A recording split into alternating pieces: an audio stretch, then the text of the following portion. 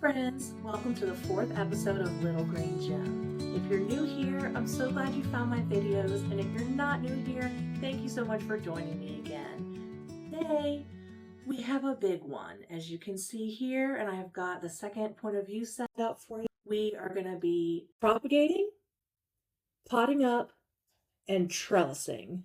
We have a lot to do. It's going to be a long one.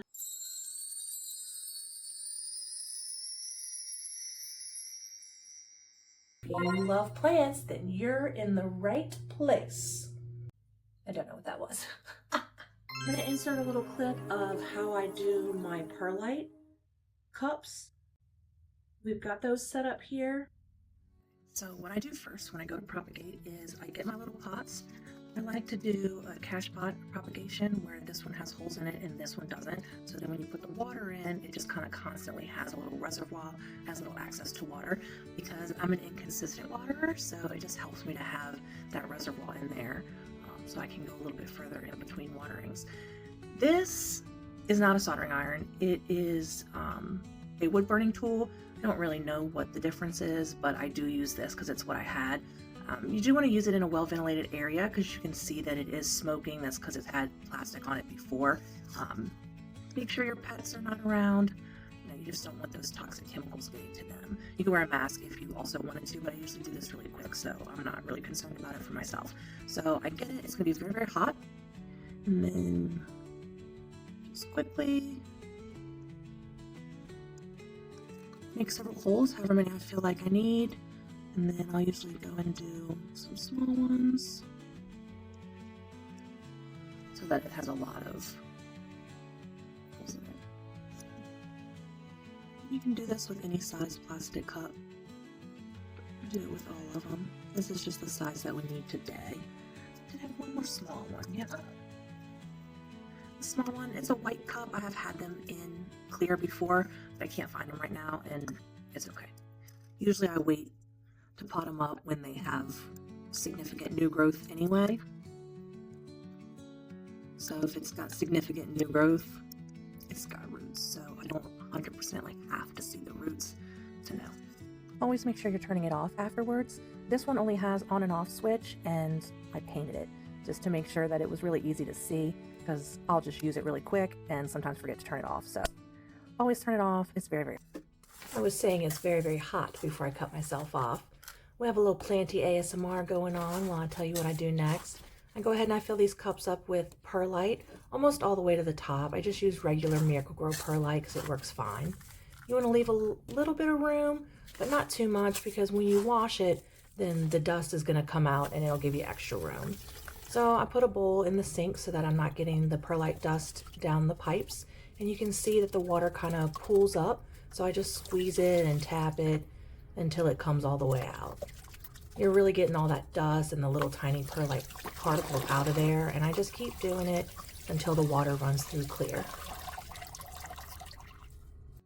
The ones we're going to propagate today are the plants that I got from Andrea, my friend in Florida. She's on Instagram and YouTube as Plant Friends by Andrea. So if you haven't seen that video, go check it out. It's going to be episode 3, and I believe it's called Florida Plant Swap. So we'll show you those again. I put them in these little baby food glasses.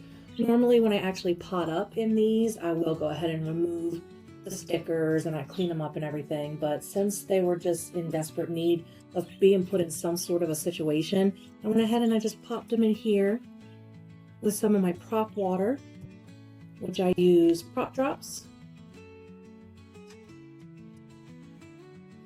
And I put it in a little succulent bottle. Put a little green tag on this one because that's my prop water, and this one is my fertilizer water for my smaller plants, so I can get in there and water them without having to use the big jugs, which are over here. We got big jug for fertilizer water and big jug for non-fertilizer water for like my Nepenthes. And who else? I think that's it right now that absolutely has to have the non-fertilizer water.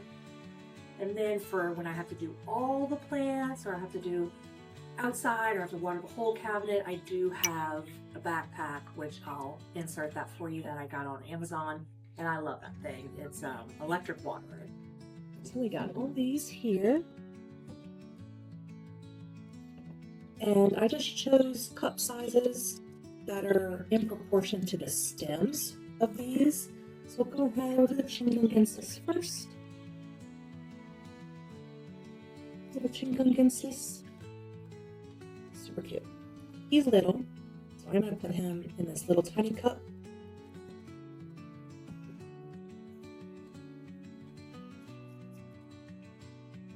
Put him in there pretty solid. I don't think it's going to move around much, so I'm not going to put a strawberry clip in there. But I will put them in this cash bowl and then water it in with the prop water. Now, there's still a little perlite in there, but this one does have a pretty large hole at the bottom, so it just kind of does that. I want the water to be about halfway. I don't want it to go all the way up to the stem. I made little plant tags already. On my plant tags, I put the name of the plant, obviously. I put the month and year that I got it, and then I also put who gave it to me, especially if it's a friend in a swap, or if I got it from a vacation or something like that. If you can hear my bird, I'm sorry. He's very, very happy that I'm hanging out with him today. So he's singing his little head off. Blue for 10. These are my tags. Let me know in the comments what you put on your tags, because if there's information that I'm missing, I might go ahead and add that to mine. So let's see, that was Chingungensis.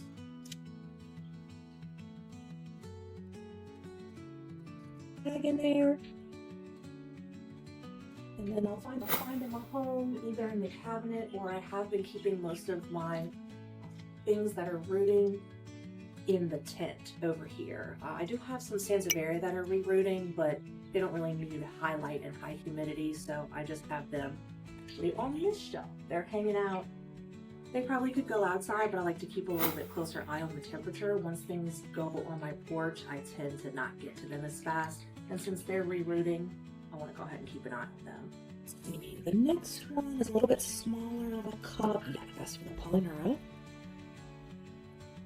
Because the stems, you don't want a cup that's too big for the stem. You want the stem to be about halfway so that it can get to the water, and so that it's not too far away from the water, or it's not right in the water. Like that little plastic cup would have been too small for this one, especially since we have 2 cuttings.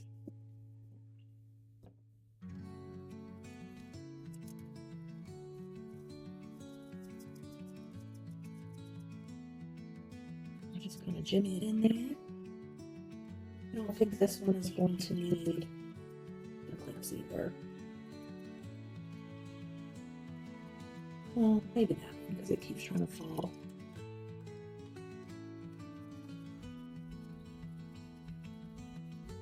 Keeps trying to fall over into the other one, so we'll clip in that one, but not in this one. We'll water it in, the prop water. This one is not clear, so you can't see it when you lift it out, but you can just kind of check on the inside. It does look, let's see if I can show you. It does look like I put a little too much water, so I'm going to dump some of that out. We definitely don't want to rot the Polynura. We don't want to rot any of them, let's be clear. But we definitely don't want to rot the Polynura. This is so beautiful. These guys are actually kind of the wiltier ones. Those first 2 cuttings, the leaves and stems, are both really thick, so they made it through the heat pretty well. But these, they all came in pretty wilted. So we're going to see what we can do with those. Let's do the Pandurata first.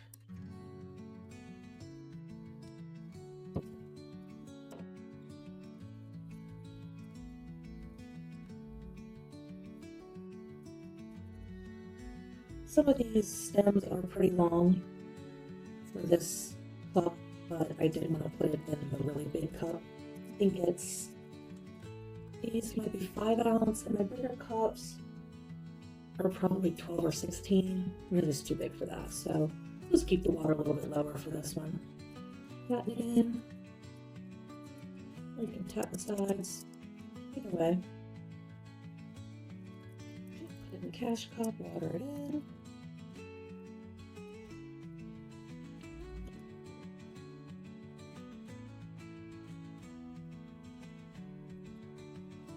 Water's about to there. When you stick it in, it goes to about there. So we're good. That is Pandora. Next we'll do, I think it's pronounced Wati. I don't think it's Wati because there's only one I at the end. I think it's the Wati. Correct me if I'm wrong. Always. Let me know. Respectfully, correct me if I'm wrong. This one also has really long stems, but we're just going to keep an eye on the water level for that one as well. If I'm having trouble keeping the water level right, I will go ahead and transfer this one to a taller cup because there are a lot of cuttings in here. Now, what I did, I did forget to tell you that. So when they came, there were several cuttings of each type of plant, and since they were kind of wilty, I went ahead and I cut them up by nodes. That way, there's a possibility that I can save several of them instead of losing just the whole vine.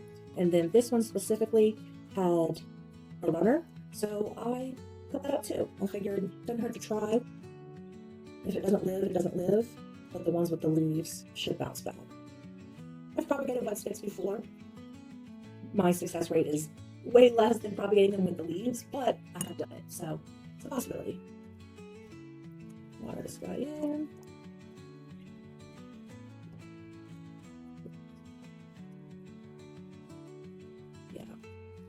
Water level was really low on that one. It's about here. When you put the cup in, it goes up to about there. Okay, now the last one from the swap was a Parviflora Splash. So let's see. Parviflora Splash. So pretty. Got 1, 2, 3, 4, 5 cuttings out of that thing. I think she had sent me at least 2 of this one. She possibly sent me 3 cuttings of this. And then I cut by a couple nodes on each cutting. Got a wet stick here as well.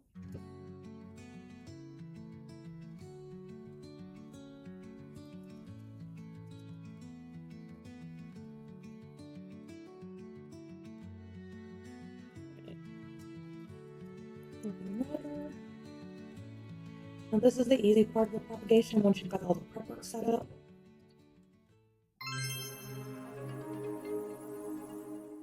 Got all the guys that we need to pot up today. So it's going to be quite an adventure.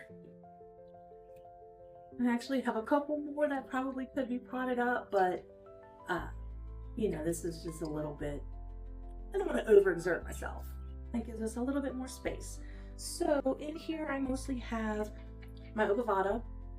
I have my Obovata in several of these. So these 3.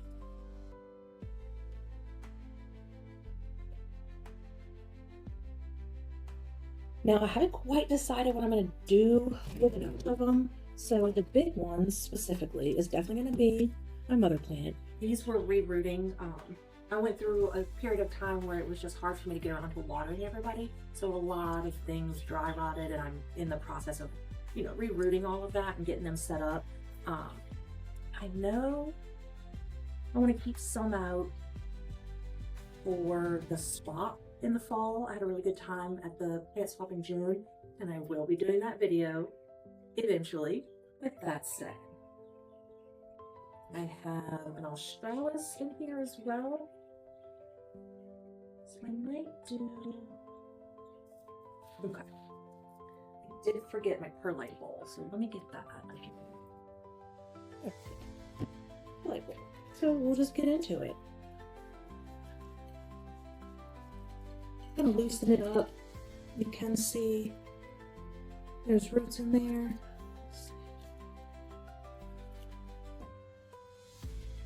You can see there's roots in there.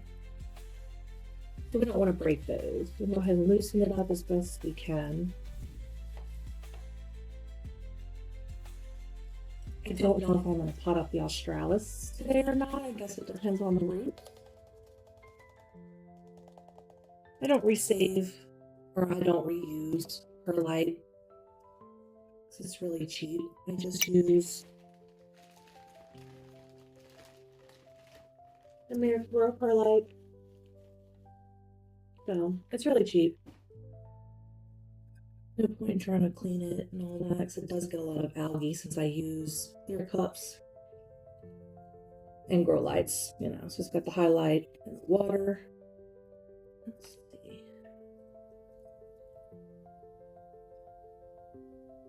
Alright, well, the Australis has a lot of roots as well. These had peduncles, is why I saved them on the Australis. This one. And this one. Yeah. They're all rooted really well. So I'll have to figure out what I'm going to do with those.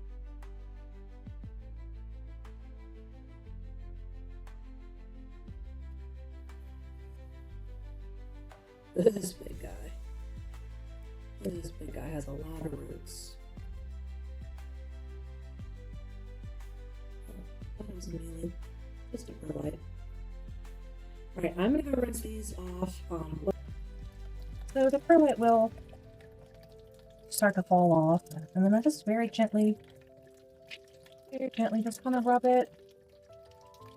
There will be pieces that are a little bit more stubborn, but this method is pretty simple, which is also why I like perlite propagation. You're not having to sit there and rip moss off the roots.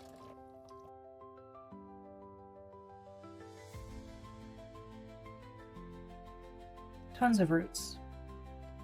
I just throw them in a propagation situation a lot of times and then just let them go. So this has probably been in there for a couple months. I honestly don't remember when I cut it up. Just kind of getting the last little pieces of perlite out of there. Now I'm going to pick the vessels that they're going to go in. I have this nice little collection of my jars over here. It's not all my jars, but there's a good bit of them, especially the cute ones. Some cups and things.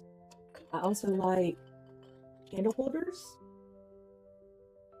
for little bitty tiny propagations. These are super cute. And then you can keep a really good eye on the roots and move them up when they're ready. So I think I'm going to do these two Australis together because I don't want to swap them with anybody. I don't want to take them to the plant swap because they are kind of scraggly, but I want to keep those peduncles. I want to see if the peduncles are going to rebloom. And I was thinking of this jar, but it doesn't really give a lot of room for the roots to continue to grow down. So I'm thinking this one can kind of pot it up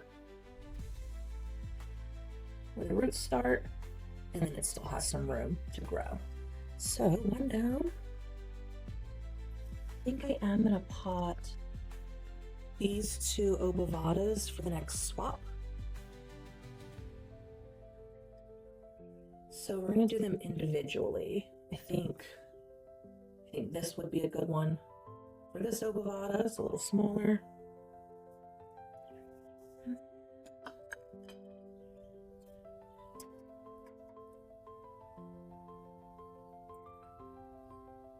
This one just has so many roots.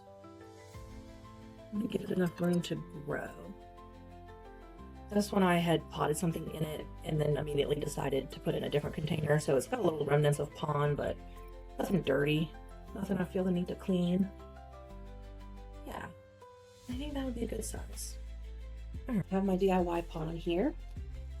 If you're really interested in that, let me know in the comments and I'll make a video about that. Oh, it's pretty much like potting up anything else. You want to get a base.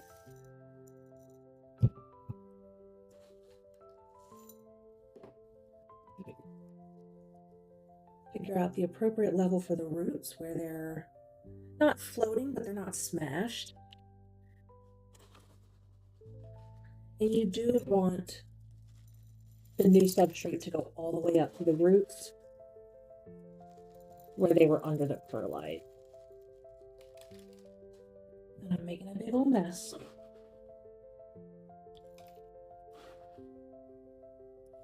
I usually fill this over the container, so if it spills, it just goes right back in. But my table's easy to clean, so no big deal. Alright, give it a little shake. Check to see if any roots are showing. They're not, but I might go ahead and put, because it's kind of wobbly. It's got enough room, especially with the stem and the jar, to support just a little bit more pond. Alright, and then now I don't water it in with my pop solution anymore. Now I water it in with my fertilizer solution, which is Purived houseplant food that I believe you can also get on Amazon. And if you can, I'll link that below. So I'll just fill it up.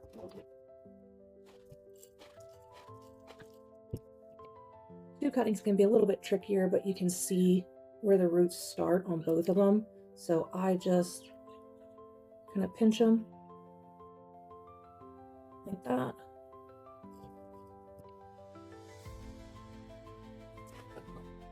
And hold.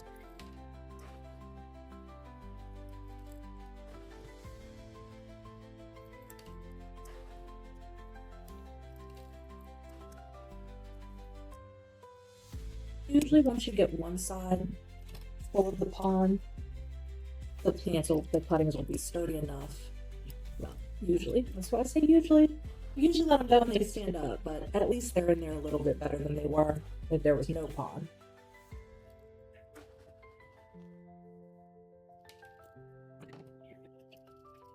Little shake.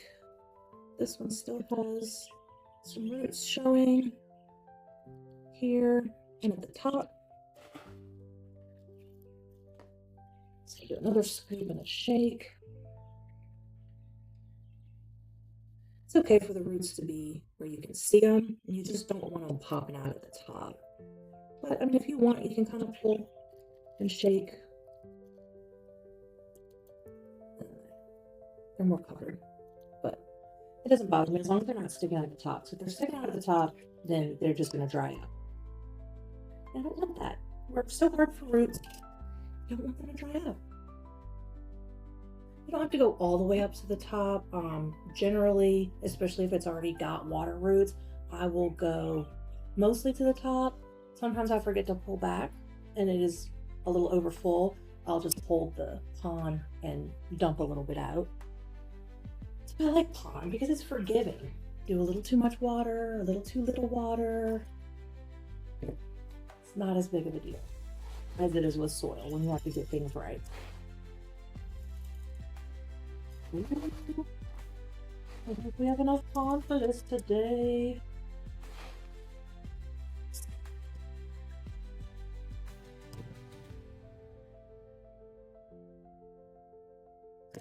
This one's a nice cutting. It's got 2 nodes, and both nodes activated a growth point when I cut it.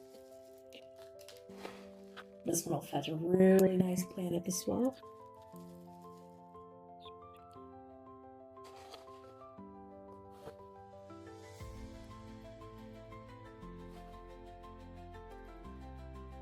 I don't know why obovatas are so hard to find. I feel like they're considered a more common plant or a more basic Hoya. But they're hard to find in my area anyway. They might not be hard to find in your area.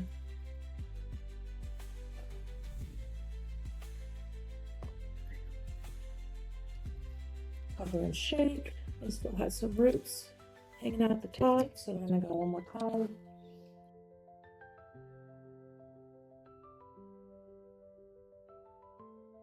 So I have a little bit of a dilemma. I really want to pot these up together because I think that they would make a beautiful mother plant like that. But I don't have a jar that I think is going to be wide and deep enough for both of these cuttings. But Since Hoyas don't mind being kind of snug in their pot, I'm going to go ahead and I'm going to put it in this guy for right now. And then if I find another container or use another jar that's big enough, I'll go ahead and I'll transfer that over. But I think it'll be okay in this for a while.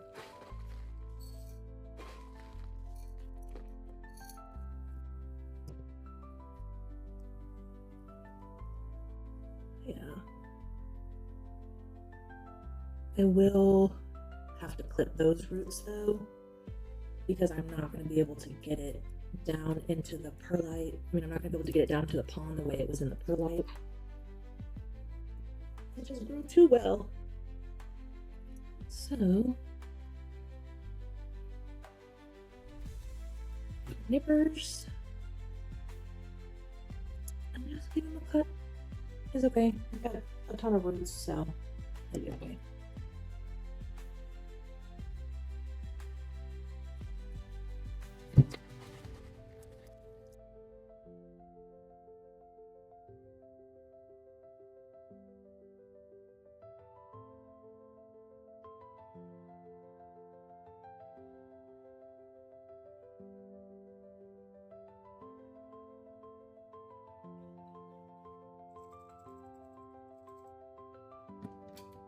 But now that it's settled and kind of floppy, it's gonna just this one. Honestly, I'm just gonna tuck it and move on for right now, because I do want to get as many of these done as I can. This is the tag from it. 12 of 24. So I've had it for about a year and a half. I did drive a 5-hour round trip. I forgot I needed water, so I did drive a 5-hour round trip to get that one, and I love it. I wouldn't trade that experience, because like I said, everybody around here, they're so hard to find, and this one is such a gorgeous one. I did treat it for flat mites. It wasn't growing the first couple of months, and so I did a sulfur treatment on several of my plants, and it's just been growing beautifully ever since then. So I decided to cut it up, reroot it so it could go in pond. Here we are. I am transferring most of my plants to pond. It just is easier for me. I tend to be an inconsistent waterer. So I don't underwater, I don't overwater, I inconsistently water. Pond is forgiving. Go ahead, since this is the mother plant, put the tag in there.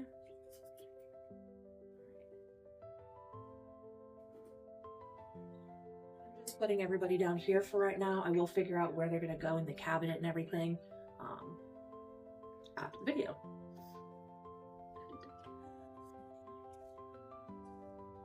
Now this Hoya phileensis, I do want to bring to the swap in fall. I think I'll have it under a little bit too high of light. It's got, I don't know if the camera's going to pick it up on the front, but it does have some kind of yellowing in the back, but it definitely just looks like sun. I don't think it's any other kind of issues. Like, it's just under too high of grow lights. So after I prop this up, pot it up, I will put it into a lower light situation. Did not clean all these jars. I don't know why I didn't clean all these jars. They're clean, but what I like to do is once I take the label off, I like to hit them with, what's it called? Gooby Gone? It's not Goo Gone. Anyway, I'll put a picture of it on there and clean that off really well, and then clean the jars again. I did not do that. This one doesn't even want to open. There we go. But I do want to get these popped up. So go ahead and pot them up. I'll deal with that safely later.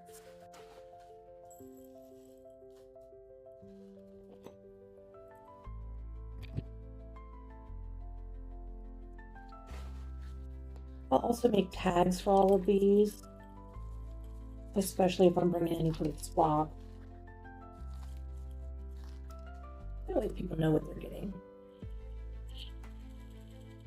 I like to write my name and my YouTube handle on the back as well. You know, it doesn't hurt. Get some new followers, subscribers.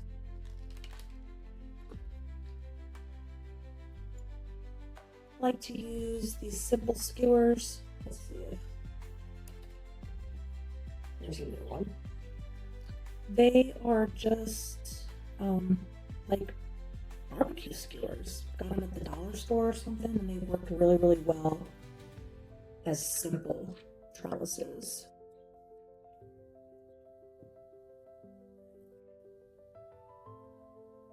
I'm gonna band him up later as well. Just want to move through these potting herbs. Water him in.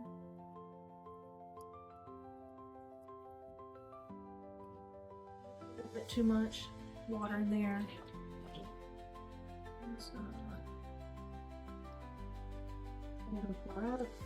Usually pour it over my trash can, or I have an organics basket bin down here that I'll put soil or plant clippings or anything like that. As long as they don't have pests or any kind of fungal issues, I'll go ahead and I'll throw them in there. Because then I use it for compost, and I don't want any of that fungal stuff in my compost. I got the rest of the cuttings that we need to pot up. I got them cleaned up, got their roots ready to go, and I got some little containers.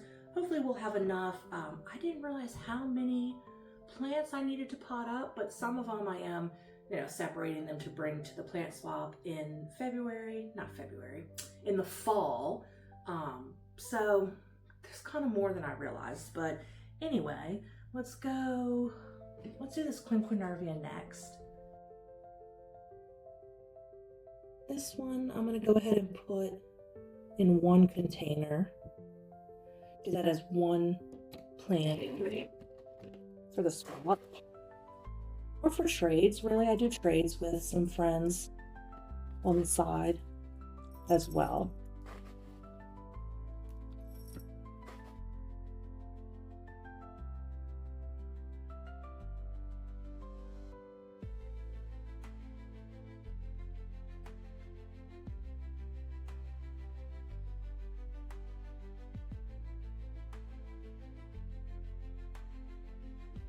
These two pieces, I'm going to do like I did the obovata, and I'm going to do these two pieces as the mother plant back to back like that, so it just looks like one full plant.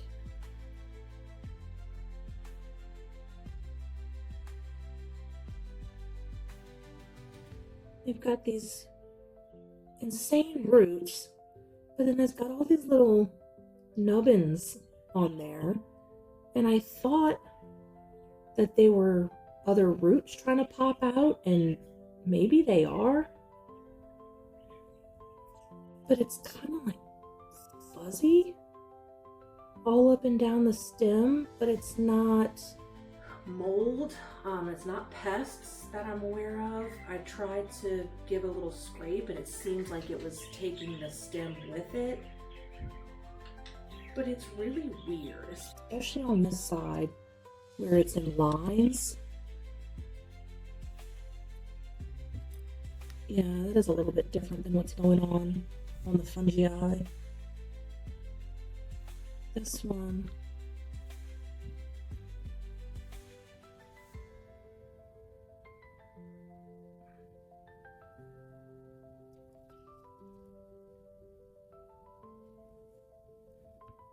but it's really crazy on this leaf.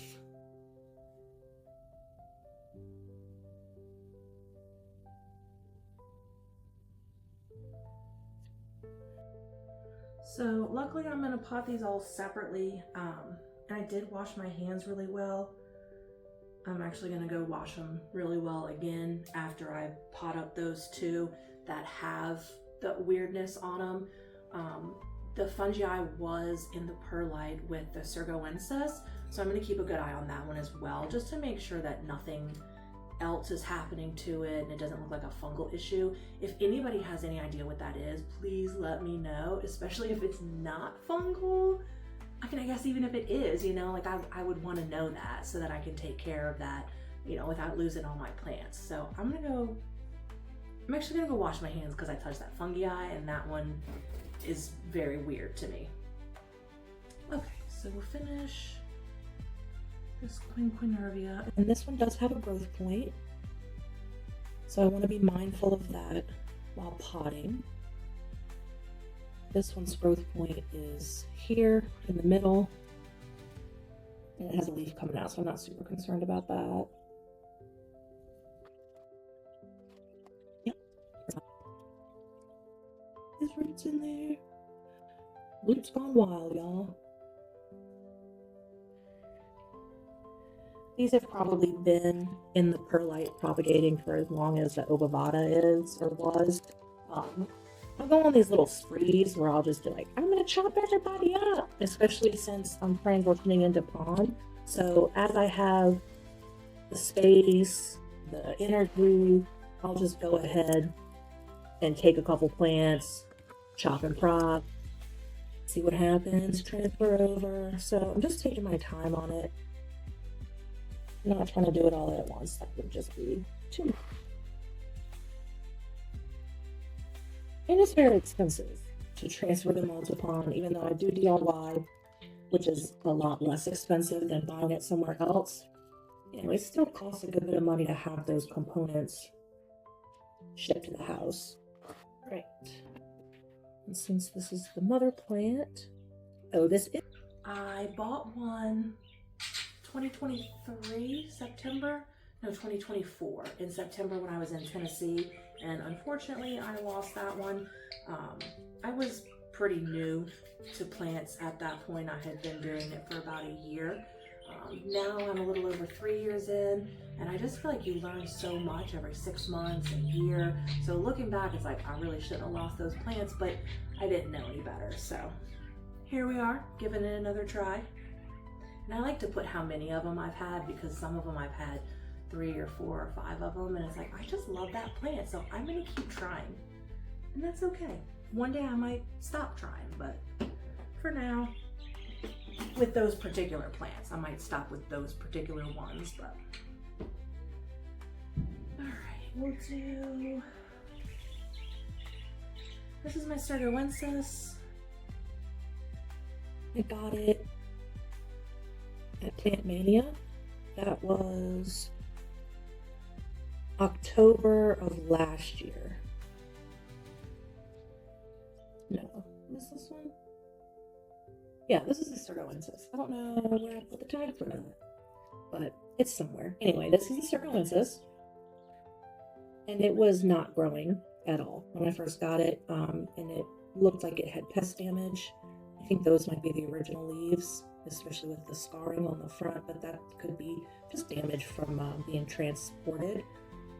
But I went ahead and sulfur treated it when I was doing my other ones anyway, and it's just been growing really well. So I said, well, time to transfer it to pond.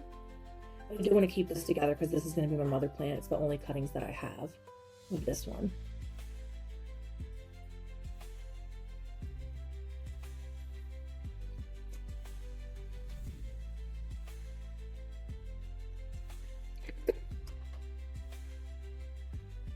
I think I'm going to use that one for the fungi.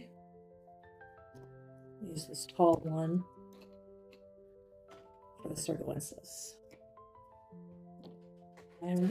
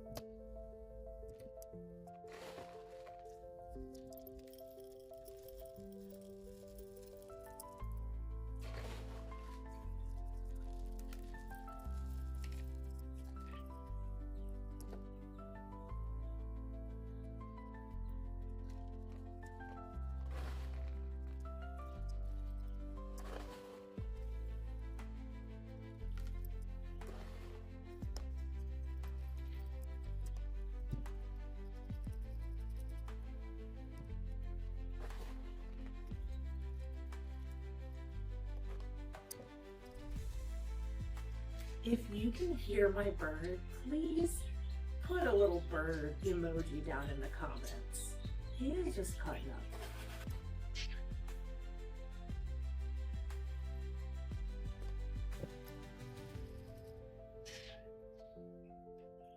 Alright, I think that looks good.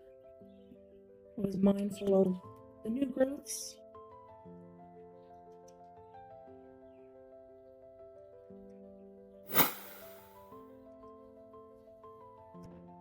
And I'll find the tag for that. It's around here somewhere. Okay. Do the fungi. After that, I only have one plant left. It was water propagating, and so it's really easy. I didn't even have to clean the roots off. I just dumped the water out, cleaned the vessel. It was actually in a glass vessel too, so I'm just going to go ahead and turn it on and use that same vessel. That's after this one. So I'm going to finish this one up so I can wash my hands and then go from there. And I think we're going to have just enough pond. The fungi though, unfortunately, when I was cleaning the roots, I lost a leaf off of both cuttings. So I don't know if they were just already kind of bad or if I was being a little bit too rough, but they both also have growth points. Little tiny baby growth points.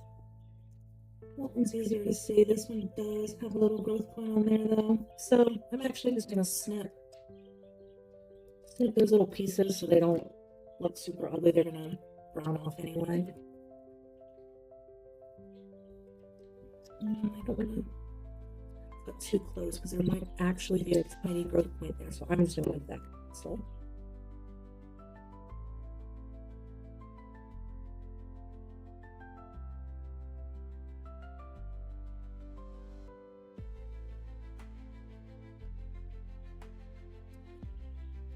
Alright, well, I'm going to go wash my hands and I'm going to feed this bird because I think that's what he's pitching a fit about, and I'll be right back.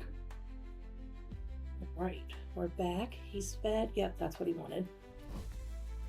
Alright, got this Mandula pothos, and that is what we're going to pot up. Most of the cuttings have roots. There's one that doesn't, so we're just going to stick it back in the pot and see what happens, you know? Sometimes they root better in the pond, sometimes they root better in cocoa husk. Sometimes you just gotta figure it out, try different things. That one might not have been all the way in the water as well, so having the pond to hold it in there is gonna wick that water up as well. So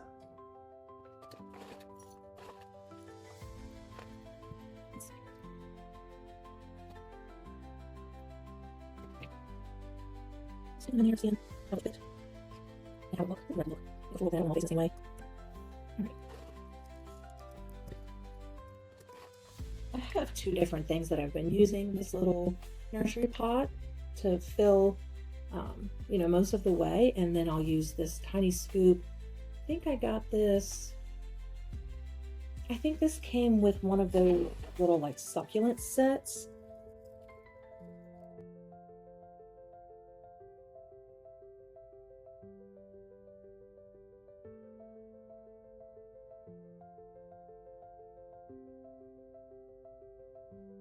How much pond there was left?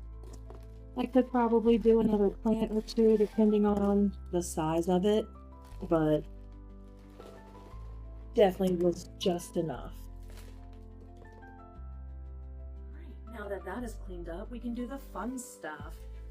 I like to propagate because, you know, obviously you get more plants, you can share with friends, you can sell them, you can just have more plants, you can fill out a pot, you can do so much with propagating. And I really enjoy potting up because, you know, you get to have the fruits of your labor. You know, you've been propagating it and keeping an eye on it and watering it. Now you get to put it where it's going to go. So I really enjoy that, but I really enjoy the trellising because it's part of styling. I really like styling my plants. I'll come in here and I'll kind of move them around a little bit, and I realized the lights went out on them.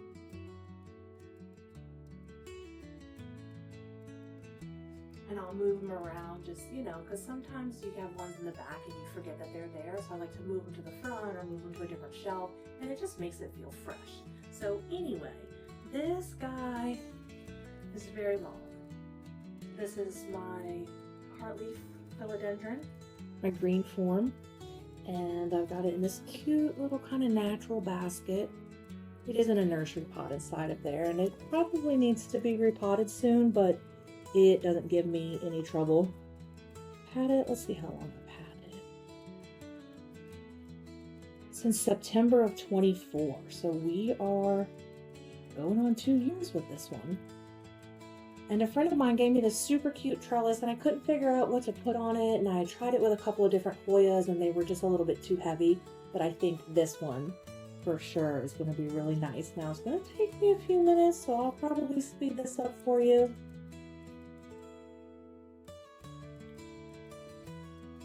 She is 10.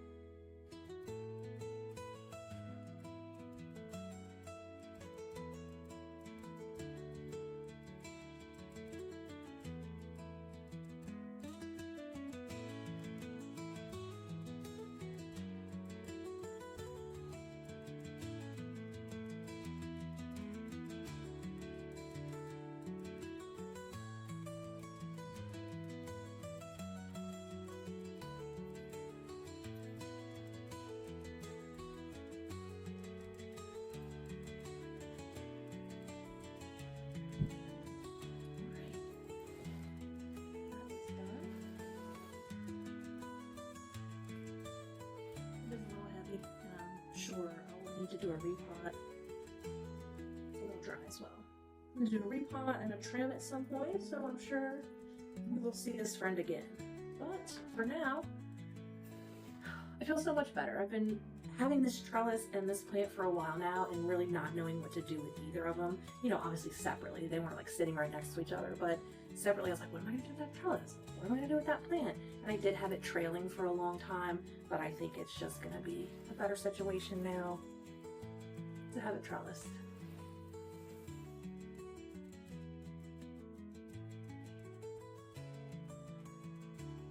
One thing about Hoyas is that you don't have to have them on a trellis.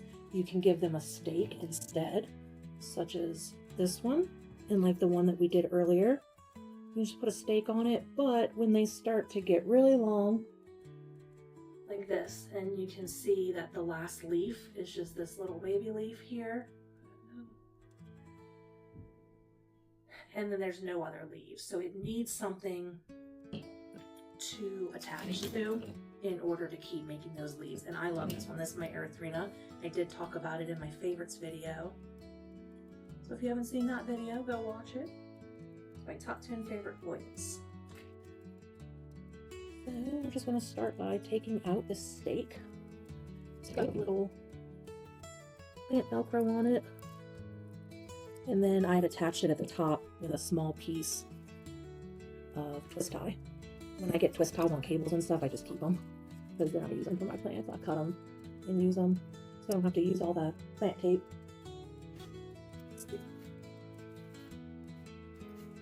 For my trellises, I like to use this copper wire that I get on Amazon. And I'll link it or put a picture, however that's going to work out best. It is more pliable than I thought it was going to be. I thought it was going to be a little bit firmer. But I like that because then I can do really fun stuff with it. I like to do these kind of zigzag. And then when you put the plant, you can put the plant in between and it kind of grabs on. I like that. Or you can make hearts or ovals or circles or whatever you want to make with it.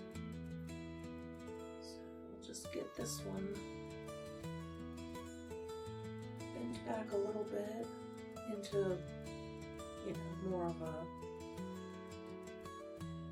loop trellis situation. Now, here we go.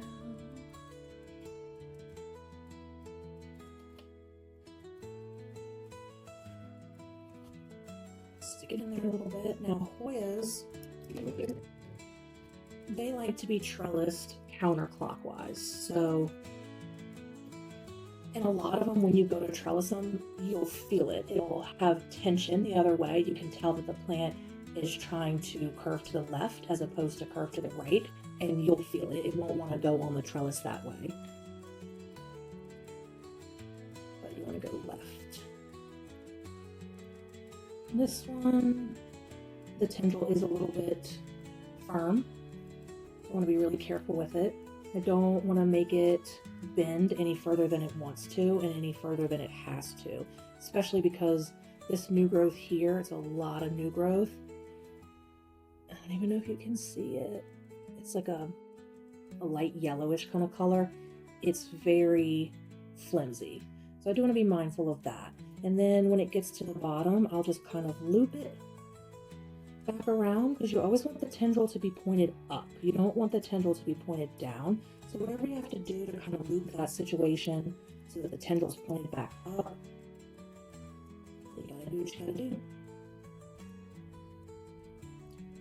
And then gently put back the tape or the clip or, you know, the twist tie, however it is that you're gonna do that. So this one, she does say emotional support. I think it's easier to see without my hand. Emotional support plant. She does not look like she needs water. These guys, yeah, we'll just do these next. They are my Calistophylas. Now, I have the worst luck with Calistophylas and Polyneuras for that matter, but we're not talking about Polyneuras right now. No, we don't have any Polyneuras today. Calistophylas, I just find that they don't want to live in our environments, in our homes. I have had a lot of luck with these in the cabinet. If I had to move them to the tent, I would try that as well, but they've done pretty well in the cabinet. This one is a regular Hoya Calistophyla. This has a couple different pieces. I have some pieces in here from a friend of mine. I'm not sure which ones they are. It might be this one. I don't 100% remember, but anyway, she gave me some cuttings and I revived them. Actually, it might be these little guys because they look like single cuttings. These two underneath these leaves. There were 3 cuttings and they were pretty dry. She was having trouble with them and I was able to get 2 of them to root. So I'm really excited about that. They both put out peduncles and they blasted because it was during the time where I was underwatering everything and I didn't get to see those blooms. So the first Calistophyla I had, it bloomed and then promptly deceased. So I have seen a Calistophyla bloom, but not on these. But yeah, I do still have the peduncles. So those, actually this might be the cuttings she gave me because there's some peduncles on it. Anyway, this is a regular Calistophyla. This is a Calistophyla vena. The leaves are so much bigger, very kind of, got those ridges along the outside of the leaves. He's got a little gnat catcher in there. It's the original. Oh yeah, the other part of the Calistophyla I got at Home Depot. I meant to say that. Got sidetracked by my own self. But this is them side by side. I love them. I love Calistophylas. I don't want to have too many of them after this. I see pictures of the black cat and it's really cool, but at the same time, oh look at that guy. It's catching all the gnats. It's time for a new one. The black cat, I don't want to get it because I already have 2 different types of Calistophyla and I think that that's enough. So let's see what we have in here. Might have to cut some. This might work for that one because it's smaller.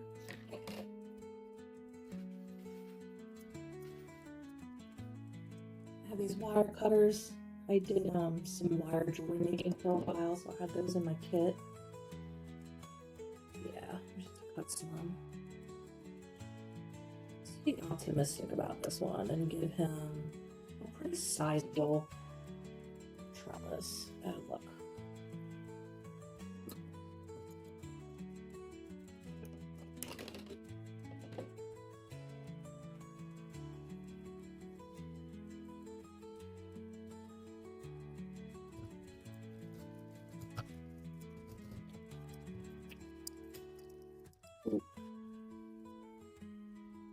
Okay, I thought I broke the glass, but it was just like scraping with the pawn, so okay. I love this little container too. It's rainbow. I got it at the Dollar Tree. It's a votive candle holder. So I love those for my no drainage. Paint, go around. And this one, since it can't go around and loop, we're just going to leave it like that. But this one's got a peduncle as well. See?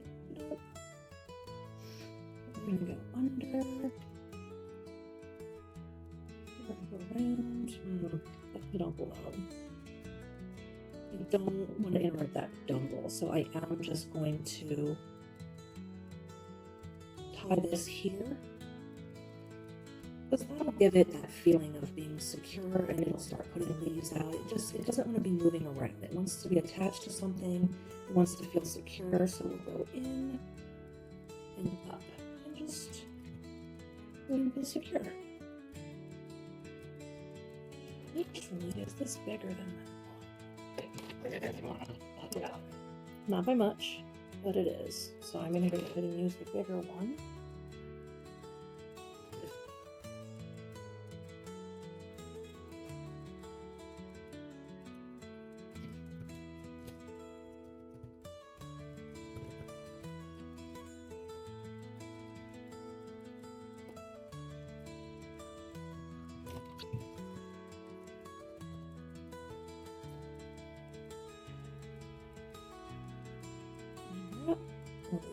Top, and then with this one, sorry, this one doesn't, oh look, see, it does want to wrap, but I don't think that a leaf is going to be strong enough to hold it right there, and I don't want to damage the leaf, so I've got another twist tie. I'm just going to make a small one, and go ahead and I crease it already before I even put it on there, so that it's not pulling on the tendril too much, because some of them are pretty thin or weak or flexible, and you don't want to squeeze too hard on them. I have broken them before putting these twist ties on, so I was squeezing too hard, trying to get it tied on there too tight. But there you go on that one. It's that tendril, and as it grows I can loop it around, but I don't want to do too much with it right now. Oh, one of my compactor greens. I had this kind of floral stake in there, and it's really just grown past that. So I think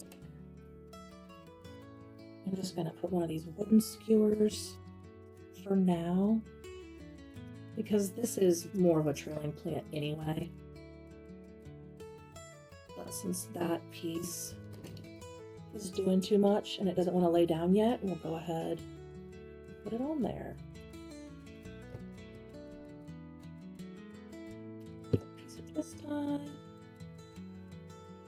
I would encourage it to continue to spiral around. You want it to grab on to the trellis or the stake.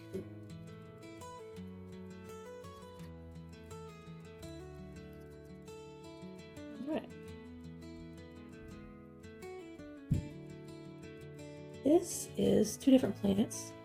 I have a Lipophytica, which actually is a plant that I squeezed a little bit too tight when I was doing the twist tie, and this top piece came off. But I said, well, that's 1, 2, 3 nodes, so that'll be fine. So I just stuck it in somewhere. Just stuck it in whichever one could take another cutting. And then this one is an Aldrichii that I bought, and it did take a while to establish itself, but it's growing now, so I don't think it has any pests, but it's growing now, and I want to give it a stake. So we're just going to take this skewer that we took out of another one and give it that, so that it'll start to put out some leaves instead of just the runner. Alright, and it actually looks like it's wound on there pretty well. Like it took pretty strongly, so I'm just gonna leave it like that. Miniparensis. I love the Miniparensis. It bloomed for me. It was actually blooming when I got the cutting. It was probably, I don't know how big it is, but again, I'll put pictures on the screen of anything that I can find pictures of for y'all. But it has gotten so big since I got it, and it's in bloom. again, but it's too hard to try and see it in focus, so I'll put in a picture of that. Again, I just want to do a stake to give it a little bit of support. I don't really want to do anything crazy with it right this minute. I have some shorter ones and some longer ones, I guess. Yeah, we'll just give it a shorter one for now so it has something to latch onto. And you can kind of see that it's already leaning to the left. Like it wants to grab onto something to the left. So it would really be forcing it to go to the right. So we're gonna let it go to the left.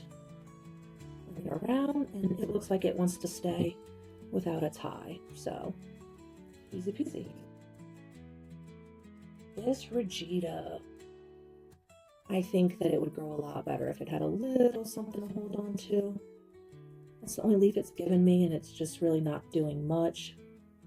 So my next, it actually looks like it's growing down at the bottom too. It looks like it's got a little growth point.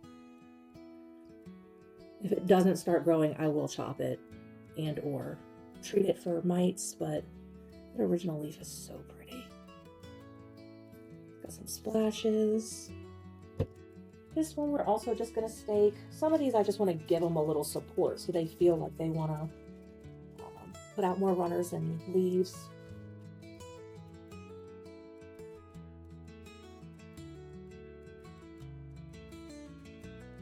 Right. Got some big boys here. We'll do those and then we'll finish with the small one. This was sold to me as a no ID. So I'm not really sure what it is. It hasn't bloomed for me yet. I never took it out of the cocoa husk, so this will be on the next transitioning to pond when I do that video. This will be on there because I definitely think that this one would do better and do more. I might even give it a little cut because obviously, chopping to propagate gives the plant, sends the signals that it needs to produce more.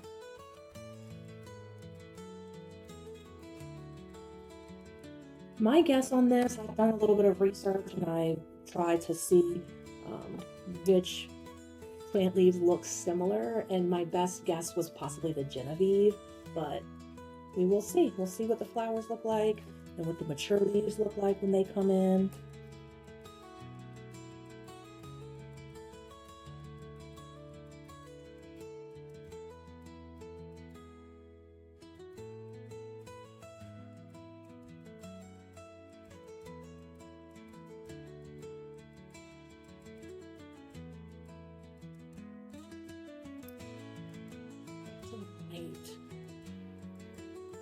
Loop around and come back up.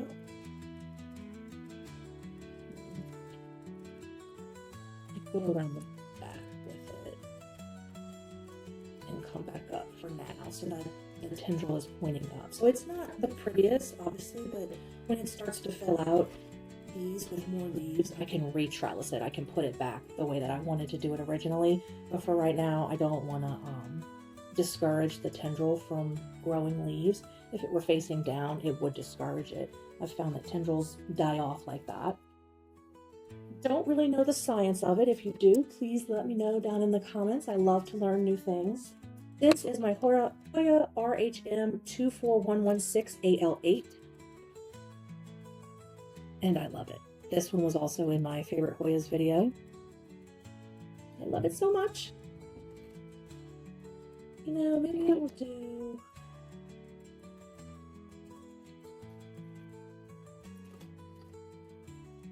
I'll do 2. Because these tendrils are so rigid. That is kind of the problem.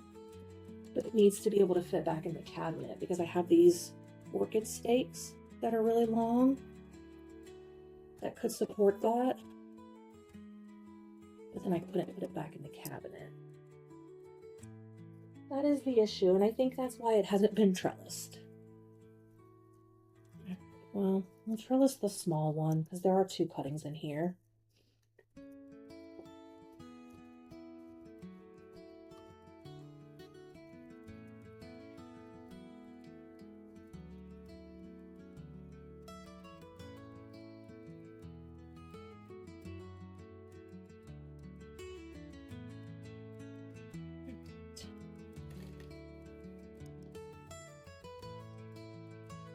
might do the same thing with this one. And loop around the back.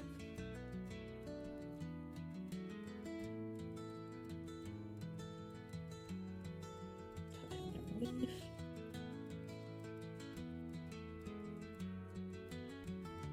And then I can put a twist tie on both of those and hold them both in there securely. See how rigid that is? It just flopped right back. Does what it wants. There are some baby leaves trying to come out at this little point here, so I want to be mindful of that and not put the twist tie right on that spot.